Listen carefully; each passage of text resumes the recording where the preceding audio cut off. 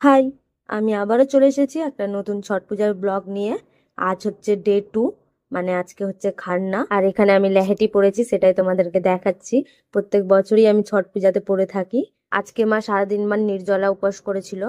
চলো আগে দেখি কি কি করে মা। এখানে মা খান্নার জোগাড় করছে এখন, আর এইদিকে বাজার হয়েছে সবকিছু।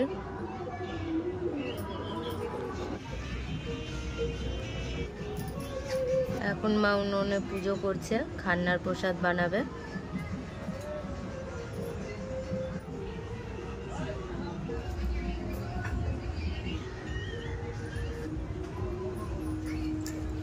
পায়েস বসাচ্ছে এখন, পায়েস হবে আগে।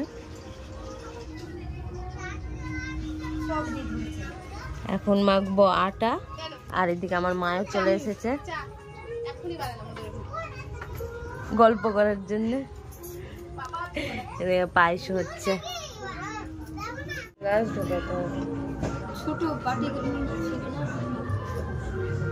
পায়েস হয়ে গেছে। এখন কি বললে ওটার নাম জানো? কি করবে আর একটা জানো? সুহারি, সুহারি করবে। সুহারি তো না, সুহারি করবে। এই যে আটা মাখাও কমপ্লিট। আমি বেলবো, কিন্তু আমি জানি না কিভাবে বেলতে হয়, ওই জন্য মা দেখিয়ে দিচ্ছে এখানে কিভাবে বেলবো। উল্টে পাল্টে বেলবি, তাহলে জিনিসটা গোল হবে, সুন্দর লাগবে।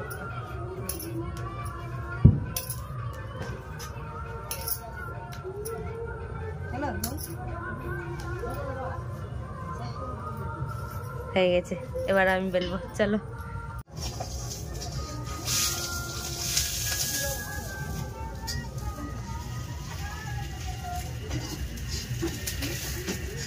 ঠিকই তো আছে, ওটা ছুটবে, তোকে তো দেখিয়ে দিলাম একটা। এর তো ছোট ছোট ছোট কর, মোটা মোটা, ওটা তো ছুটবেই না।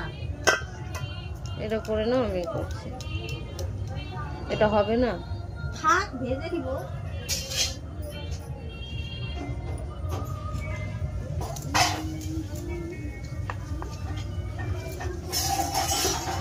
আমি অর্ধেকটা বেলে দিয়েছি, এখন জ্যোতি এসেছে বেলার জন্য, ওর বাড়ির বেলে নিয়ে ওরাও ছট করে। আর এদিকে মা ভাজছে।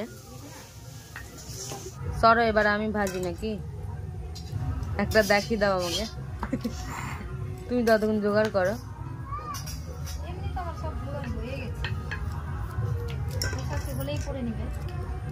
তাহলে ইনডাইরেক্টলি বললো আমাকে ভাজতে দিবে না।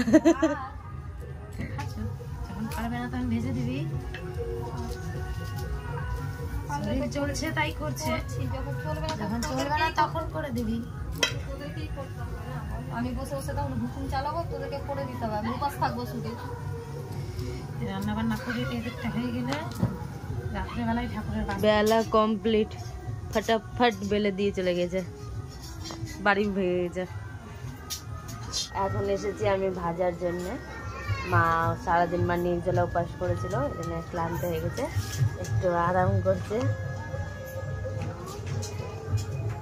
খান্নার প্রসাদ বানানো হয়ে গেছে, এই যে সুহারি, আর এদিকে হচ্ছে পায়েস, ক্ষীর সুহারি বলে এটাকে।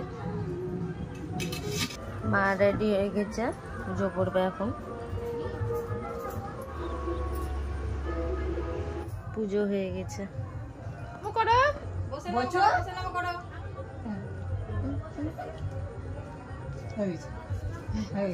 হয়েছে হয়েছে,